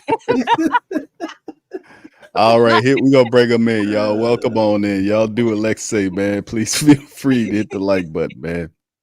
Yeah, we bring them in. All right, Mose, welcome on in. Stacy, Anthony, brother Don, how you doing, sir? Welcome on in. Good, man. What's up, guys? How y'all doing, fellas? One y'all can go first. Y'all good. Mose, you up first, my brother. All right, man. Maybe, hey, man, look, ain't nothing like going first. Now, it's been a minute since we've done this, so yeah. And I got a lot of build up, right? And then the other thing, they won a game tonight, so it kind of like changed the tenor of the conversation, your mood, right? Everything changed up a little bit, right? I agree. Speak your mind, speak your heart, man. After coming off that West Coast, man, I'm like, man, let's fire all those cats. You know what I'm saying? I'm like, I was like, hey, it's time for Gail Benson to come in front of the congregation. You understand what I'm saying? Yes, sir. She needs to come on up. She needs to do an interview. As much as I can't stand Jerry Jones, at least he'll get on the mic, man, and he'll take the arrows and take the shots. Man, Gail, but I don't know. Look, I'm just not gonna talk about that no more because at this point, I believe that's a bunch of bullshit going on down there with the ownership and how they handle everything and how they just let these guys, don't do very well at their job, man, and they can keep them. You know what I'm saying? So let's get past that, and we'll talk about. Now, this is the one point I want to make, man. Zion is a power player. He's playing against a guy like Draymond Green, who's very demonstrative, and is a fake bully, fake tough guy. Very. Man, one time when he ripped you and throw you, hit you hard, could you please just get up and push his ass down and let him know stop playing with me like that? I've never seen a guy like Zion. Man, Zion is just too damn nice to me on the basketball court. Man, I'm not gonna to me, you keep reaching in on me, you keep grabbing at my arms, and y'all keep following me, and I keep falling to the floor. Man, you know what I'm getting ready to do? I'm getting ready to fold a couple of guys in half on that basketball court when I come down that thing next time, because I'm gonna make you think about reaching in there, man. But to me, he's such a nice guy, and I don't like. That's the one thing I don't like about. Well, several things I don't like about him, but that's one thing that I don't like about him, man. You got to be tougher, man. And a guy like Zion at his size and speed and athletic ability, I don't think anybody want to get no scuffle with Zion on that basketball court. No, So, they don't. so to me, look like he would do a better job of starting to intimidate some guys out there on that basketball court and let you know that I will knock your ass off. And once he start doing that, I guarantee you, people are changing, man. Because most basketball players, man, them dudes don't want no fight. They don't want no tough stuff. But I mean, that's just the way he played the game. But getting back to Willie Green, I want to leave Willie Green in San Francisco this past week, right? We all did. Yeah, you know what I'm saying? But he came on back, and he's one of those guys who can do more with less. You give him too much, he can't handle too much. But anytime the Pelicans are shorthanded, man, he looks like a good coach. Well, he's forced to I don't play like them. no damn good coach. It's not about the politics. It's about, he's at the mercy of the guys that he has out there that are able to play. Well, to me, he gives CJ too much leeway for me on that basketball court. Yeah, he does. He's with the politic thing. Yeah, that's what I'm saying. So sometimes, man, you got to rein those guys in and say, hey, look, man, this is the way the game going to be played. And if you don't play it like that, then, hey, man, I'm going to set you down, because at the end of the day, I'm the guy that's going to get fired. You know what I'm saying? So if this is my job, you're going to do what I say do. Or if you're not, hey, man, I'm going to set you down. I'm going to cut your minutes. Look how much easier the offense flowed tonight, with Hawkins moving around, not killing the ball, not being a ball stop like CJ is. The ball was moving, man. People looked like they had well-defined roles on the basketball court. Yeah. Even Brandon and BI was running pick and rolls together, something you never see. But you see how effective that it can be if you ran your two best players getting the pick and roll. Brandon coming up, pulling up, taking 3-pointers on the break, above the break threes. Man, if that's part of your game, man, a coach wouldn't have to tell me to shoot 10 threes. I'm telling you, if I was the guy on that basketball court, Zion he made 1 out of 2. Dude, man, Zion, I would not be upset if Zion took 5 threes a game. Because you know what? I agree. It's better than him driving into 10 people and falling all over the damn place and getting the ball stolen from him. Man, shoot the 3 ball. No, the funny thing about that, no one would be upset. No. Take the shot. If it's going to go in, it's 50-50, bro. You're just going to go in or you're going to miss. So that's the bottom line. So I just don't understand his mindset, man. He's a very, very peculiar individual to me. I don't understand his thought process on the basketball court. First of all, I'm bigger and stronger than everybody on the court. So I'm not letting you reach your hands in there. When I come and you reach your hand in there, I'm going to knock your damn hands off. You know what I'm saying? And when I drive down the lane and you big boys who keep wanting to come over, you know what I'm going to do one time? Because they're going to call a foul on me. I'm going to run over your ass, and I'm going to run over your ass so viciously. So everybody You got going on, Big Q. Okay, what's going on? Don't show this. Don't show this, Big Q. What? I'm serious. Think about it. I'm going to run over you, so it's going to get around the league. You can stand in front of the line if you want to. Because I'm gonna get one a night, because you know how they like to creep over and the big guy just set in the lane. So when I come through that, man, I'm not trying to contort my body or nothing. What I'm getting ready to do is I'm gonna plow over you and I'm gonna fall on top of you and I'm gonna let you know. I'll sandwich him real good. Oh yeah, that'll if be you guys are gonna play me like that, I am Yeah. gonna plow one of you and I'm gonna hurt you. So what that's gonna do is make people stop doing that. I'm just telling you, bro. You know, like, you might say I'm dirty, man. It's gamesmanship. No. It's gamesmanship. You Nah, gonna you play right, Mo. That's all in on They this gonna thing. cheat. You better cheat a little bit too. what, man? Well, The it's one not thing about cheating. me, It's the one, just the laws of physics. yeah, If I'm they with it. do, if you if gonna he falls on you, then don't do that junk again. don't do it again, because that's what I'm gonna do. The first, because you know Yeah. how the center like to stand in the lane, like clinging. They like clinging have illegal defense the whole game. He wouldn't even Yeah, get he out of the lane. did. Oh, When he I did. Yes. Man, when I come through there, I'm gonna knock him into the stanchion. I'm telling you, because Yeah, dunk on him.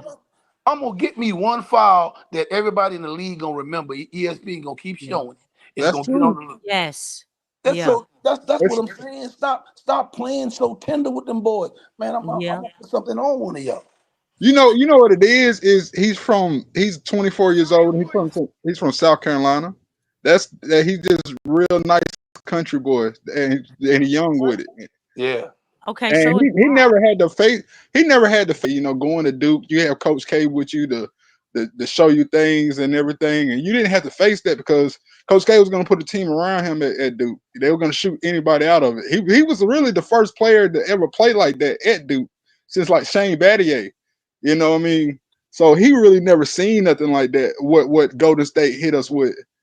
Also, like, everything you're saying is accurate. Everything you're saying is accurate. The difference between him and Kevin Garnett coming from South Carolina, Kevin Garnett went Chicago for 2 or 3 years out of high school, and he was having to play against Jordan, having to play against all these kids in high school that were very physical, and it made him more physical, and he went down as one of the most physical players to ever play. So Yeah. that's the difference between Zion and Kevin Garnett. But that's the whole country boy thing that he got going on. And he got to get that out of his system because Well, he has a chance to win MVP. he doesn't have him. He doesn't have a mean streak in him, bro. He's laughing and smiling, walking around the court, talking to Draymond Green, acting like his ass is Gomer Powell or somebody. I know that's before y'all time. One of them all shucks kind of fellas. Man, I'm gonna be honest with you, man. If we competing, man, I'm getting ready to be a pit bull out there, and I'm getting ready to intimidate. Man, I don't, because you know what I know. There ain't too many people in the NBA gonna want to square off against that dude. You know what I'm saying? You I know. feel you. Yeah, I feel like they what you don't call want him. him to fall. I feel like y'all right. Like he can get more physical and that'll kind of even maximize him even more. But I Yep. ain't gonna lie, I also see too like his game itself is violent too. So that's why he can get away with it sometimes. You know what I'm saying? Because he is a nice guy. You know what I'm saying? But He's like, semi-violent. yeah, you know what I'm saying? Right. It's like, yeah, because his game's so violent. You know what I'm saying? Mhm. So it's like he can get away with it a little bit. But definitely I agree with you. Like shit, he need that a little bit more mean streak in him. Well, Yeah. he made a big leap tonight with the assist and everything. Him getting 10 assists was huge for us. In fact, it was like every assist he got was very important. Yeah. Well, did it look like y'all that the court was more open than normal when Yeah. y'all were playing? Let's talk about that real fast. Yeah, it This is did. why I said him and Misi don't work. As at this age that Misi's in. Who and Misi Misi don't actually work? was better tonight. He was actually really good tonight. His spacing was really way better tonight. You said somebody in Misi don't work.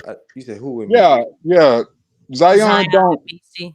Zion worked better with Tice. In fact, he got a lot of points in the second quarter with Tice. Yeah, I'm about to but I explain don't it to know you. though. I don't know I mean, they right I work there. good. I think disagree, they. man. I'm Yeah, I about to explain disagree it to too. you. I I'm don't know about to right explain there, it to buddy. you. I seen I'm some explaining it lineups. to you. Yeah, Hold I'm on, about one to at a time, fellas. Go ahead, Stacey. Give it to us. Give Break it it to down, us. brother. I'm about to explain this to you. And first thing you got to do is look at the Pacers. They're a soft defense anyway. They're not a good Yeah, defense. We knew this that's coming in. that's true. We knew this coming in. They were going to be soft. So they really didn't show us what the best defense is going to show us. Okay, that's the first thing we look at. The second thing about that is Misi is good for DeJounte Murray and Brandon Ingram. Just like Clint Capella and DeJounte had a really good year last year. And we talk about the comparisons that Misi is. He's really more Clint Capella than he is a Akeem Olajuwon. And we'll see that. We'll see that when we play against the Hawks coming up. That we'll see how similar their games are or whatever. But long story short, like with the Zion needs 5 out. He needs a lot of space. He needs nothing but shooters out there. That way he can kick it out to his guys that move around and know where to go. The dunker spot needs to be a race when Zion's on the court.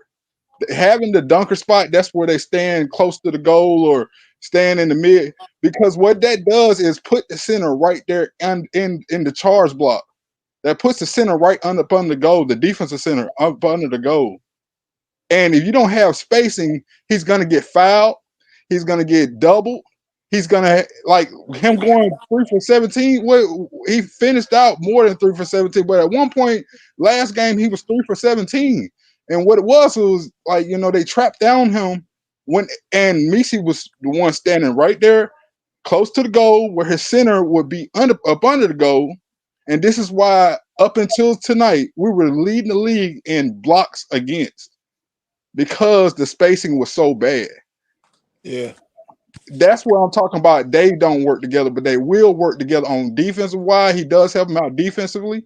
Messi being such a fast learner and the way he played tonight, it shows a lot of promise. We're really not doing a good service to Messi by throwing him out there so fast.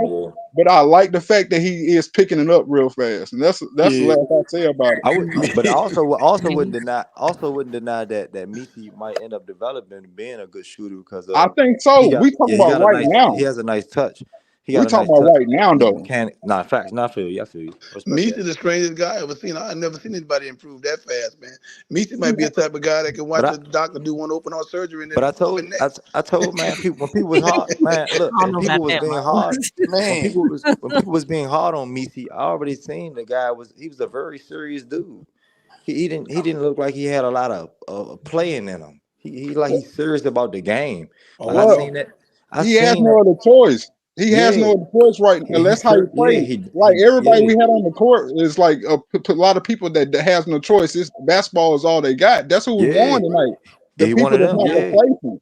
Like Messi is from Cameroon. Then he was raised in Belgium. Messi know how to speak 5 different languages. Mm-hmm. He's very smart. Yeah, he's in the same vein as all the players that's coming from France right now. This all they got. Yeah, Belgium right next to France. They speak French. Belgium right next to France. Yep. Speak French. Yep. It's the same thing. He in the same vein as those people. They very smart. They're picking up the game. They actually playing the game fundamentally better than everybody that I see. Hey, check this out. It was just one game, but Pelicans might have got lucky with BJ Boston, because if y'all knew anything about him, man, that kid was a McDonald's All-American, can't miss prospect. Yes, sir. Yes, sir, Kentucky. Yeah. Everybody thought he was going to be that. He might have been maybe he don't learn as fast as Messi, but maybe his time, he done got his time in, man. He might be a steal. They might have got lucky right there. Yeah. Yeah. Yes, sir. Well, I just think that they need to utilize what they need to do is they need to utilize the pick and roll with Messi. Okay, Messi is quick. I mean, I saw that pick and roll that that Brandon Ingram ran with him, and it actually opened up the floor for everybody. I think that Zion and Brandon Ingram can run pick and rolls with Messi. Man. I think Messi reminds me of a Stoudemire, like a young Stoudemire. I would love that. But Stoudemire can shoot. You remember? Yeah, Stoudemire can shoot a little bit. Look now. Okay, look. This was back when Stoudemire didn't really have a jump shot. Do you remember? Back when Stoudemire was a rookie. But listen, Stoudemire didn't really have a jump shot. The only thing Stoudemire did with Nash is that pick and roll. But listen what you're saying though. You're saying Nash and then you're saying Brandon Ingram, and then we say DeJounte. This the difference between having Zion and those guys versus having Nash and Messi. The difference is they both can shoot. You know what I'm saying? Like those guys. Zion is so dangerous though. Zion is so dangerous because Zion has that speed. So for instance, right? They're going to the come same up and place. play Zion on that pick and roll. Zion can slash straight to the basket. I understand that, but jump shot don't really matter. They listen. This is what they're going to the same place. Yeah, they both are going to the rim. Messi and Zion both going to the rim. You understand that there is no pick and pop. You have. Well, look, That's where you have Hawk, right? You have Hawk. That's where you have Hawk roll around that screen, right? So basically, they're going to have to pay attention to Hawk on that screen, which is basically going to open up the paint for Zion and Misi. Man, Hawk We got a lot of weren't doing none of that. We haven't been doing I none of know, that yet. but that's what I'm We saying. should You know, be. but what I'm saying is that I just think that Willie Green lacks that Even the offensive thought process. Correct. Yeah, they even brainstorm this like we are doing right now. I Yeah. understand what that's the other gadgets and everything that you can possibly have off of that. But the thing is, those two guys. Hold on. I understand that. Let me finish what I'm Macy's a saying. slim body, man. Macy is not like a big body, so he didn't cause the pain at all. I understand that, but you're not counting the fact that the ref's gonna call an offensive foul because he's gonna go in there uncontrolled. That's the thing. And Misi's super athletic. He's an uber athlete, just like he's very athletic, man. He's super athletic. Yeah, but man, Zion had 10 assists tonight, man. He was kicking that ball. He was kicking that ball out the shooters, man. I understand that, but Misi, a lot of that stuff, Misi wasn't on the court. When I saw that pick and roll happen with Macy and Brandon Ingram, man, it like opened up the whole floor, man. Why? Because Brandon Ingram can shoot. Yes, he's a top threat. Yes. Zion is not gonna shoot. If he gets the ball, he's going head. He's going to lower his head. He's going straight in there. Yeah, but if He's not. If Brandon Ingram gonna play like he played tonight, Pelicans gonna be tough because I know they really are. They really are. Look at the way he was playing, the playmaking, the shot making, just the whole 9 yards, man. He I like the pick and roll, man. Like I love that pick and roll. You don't always play like that. That Zion and Brandon did, kind of like close to the end of the game. Like I never seen him run that play before, and I'm trying to grasp why doesn't Willie Green utilize that? Well, you got guys you had guys on the weak side of the floor moving, man. That was creating more space. Yes. Let me ask y'all a question. Do y'all remember when Tim Tebow was coming into the league and he couldn't? Everybody was talking about how bad his windup was, and his release and everything. And what was said by the quarterback gurus was, even though he's changing his release during his draft combine and everything, he's going to go back to that as soon as he goes to play because he's been doing it his whole life. Guess what? Zion ain't going to start shooting because he's been being so successful at running to the goal his whole life. Who's been stopping him? So he's not going to change. He's never going to change that. No, that's what you have to do. What you have to do is help him get a stretch five. If you get him a shooter at center, he's gonna change. He's gonna kick it out. He's still gonna run to the rim. You know what I'm saying? Don't even try to get him to change up the way. I don't like when they have Zion posted up. Zion is 6'6". Zion is not a power forward. I watch the game. I'll be like, why are we posting up Zion? Zion is not a tall body. No. Post up Zion. They're looking at drives me nuts. Zion reminds me of a Dwayne Wade without a jump shot. No, post up Zion sometimes. I'm gonna tell you why I post up Zion sometimes. The greatest post score him up on like a mismatch. You can do it sometimes, but not all the time. Not all the time. Not all the time. Up top, coming from the wing or coming from up top. It hurts the team. My opinion, it hurts the team. They need to post up Brandon Ingram more. You can't tango with that. They need to post up Brandon Ingram more in the post. Get him easy shots.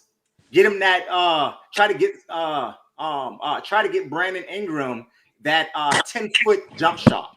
A mixed match with somebody else. I agree with those things. You know what I'm saying? I just know that changing him ain't gonna work because he's not gonna change. But I do know this. The jump shot that he took on tonight, that was great. I think it really is gonna elevate his game.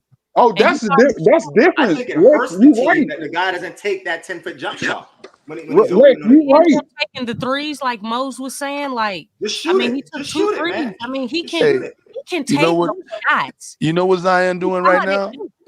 You know what Zion doing right now? He's listening to this podcast on his way home because he tried when people get to talking about him, he start doing different things.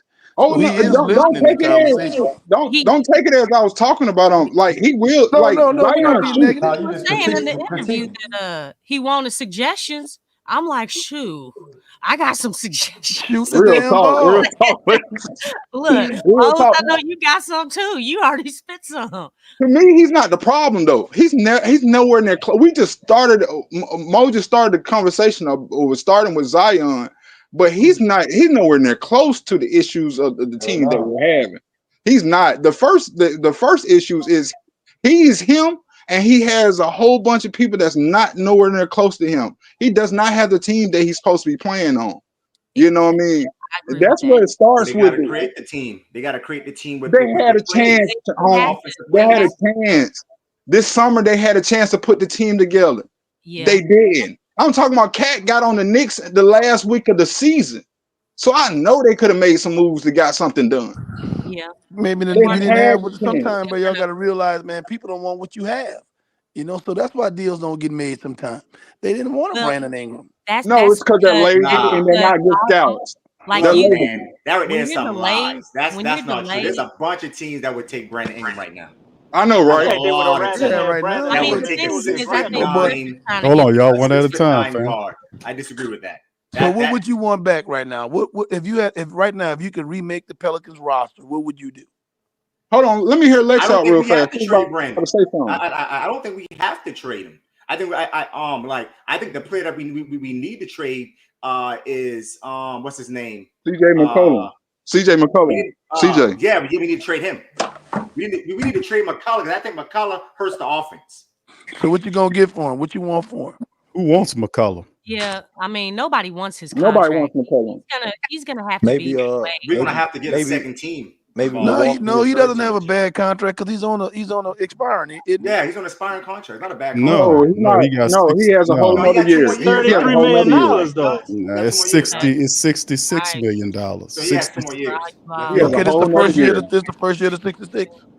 Yeah, but I don't Okay. think Brandon Ingram is the problem. My opinion. Well, Willie Okay. Green is the problem. I'm hearing you. I want to hear it. I want to hear why you say he's the problem. Huh? Willie Why Green is he the problem? Why is he the problem? A lot of I mean, like a lot of people are saying that BI is the problem. I don't think BI is the problem. I'm not saying you guys are saying. Oh, I'm saying okay. there's a lot of there's a lot of platforms that are saying BI is the problem. BI isn't the problem. I think the issue is I think it's the coaching staff, right? They're not It putting sure is. BI It sure in the is. right places around the court. It sure is. Well, no, well, you know the problem is is ownership. So if we want to just talk about what the problem Yeah, is, ownership, the front That too. office. yeah, the ownership. Yeah, that's But- what it is. I personally, I'm tired of the experiment. You know, they've been Yeah, together. me too. I agree. I am. You know what I'm saying? What's the definition of It's taken them insanity? a long time, and it hasn't been consistent with them. Like today, they were connecting, but what's the next game gonna be like? Well, They need to do the let's see. same thing. You know the one good thing about all of this. You know what the one And good thing about all of the injuries. Are we trying to invest in Trey Murphy? Like one good are we thing about trying to all the open that injuries. door for him, or and Hawk as well.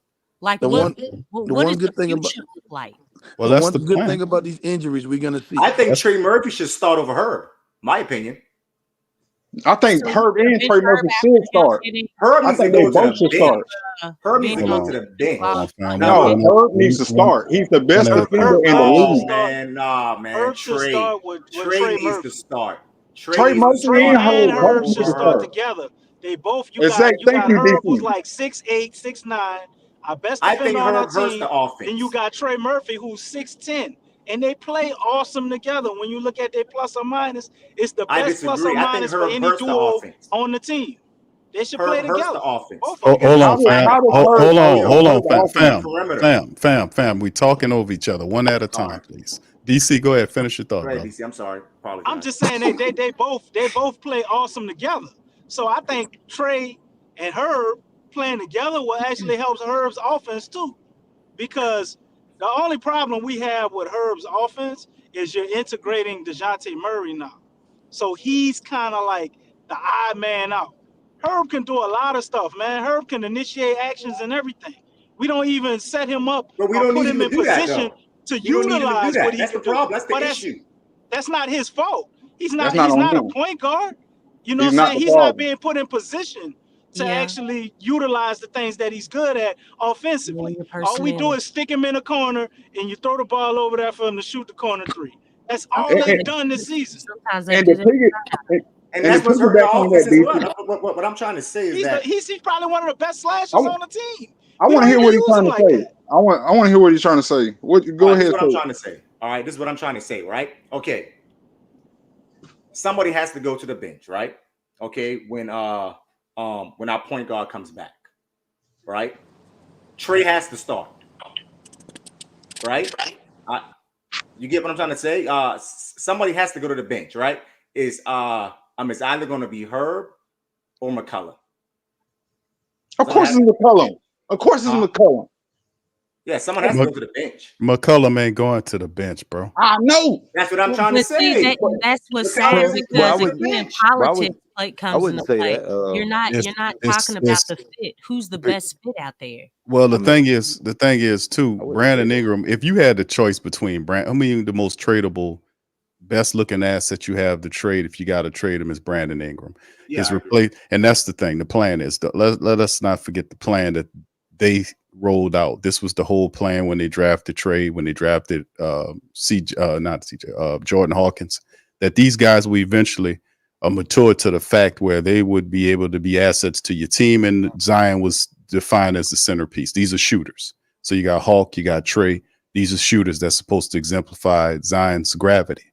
When people get to him, they leave them open and he just facilitate, and bam, Jordan Hawkins, bam, Trey Murphy. And even Herb has become a true 3-and-D. So CJ McCollum, the thing is, the answer is really you have to move CJ McCollum, but he's not tradable. Nobody wants CJ McCollum this old, and he is $66 million that you owe him over the next 2 years. He's non-athletic, right? He's non-athletic. His defense is wavering, and he's good off ball, but he's selfish. Yes, he is selfish. Over dribbles a lot of his. I watched some of those plays in a Warrior game, man. I watched BI mistakes. Cut to the 3-point line, and what's his name? McCullough just ignored the guys and pull up for a bad contested shot. Right, but you know what though, bro? That's on Willie. I gotta say that. I like Willie, but that's on Willie. You got to know the weaknesses of these players. And CJ McCollum is not a facilitating point guard. That's just not what he does.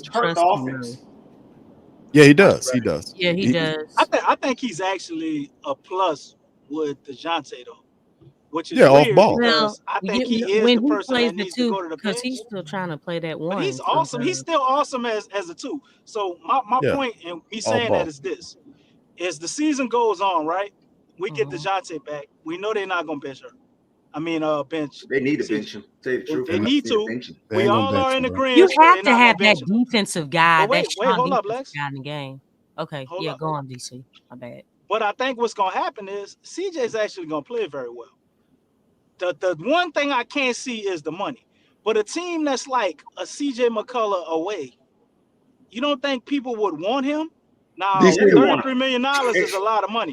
But if he come back and CJ is averaging 20 points on good efficiency, leading the league in 3-point shooting like he was last year, you don't think we could find somebody to give him to? Yeah, they can. The answer to that DC is yes, because it will be prorated. We talked about this about 2 weeks ago, how we can wait till the end, middle of the season to trade them. It'll be prorated. It'll be like 16 million at that point or something like that.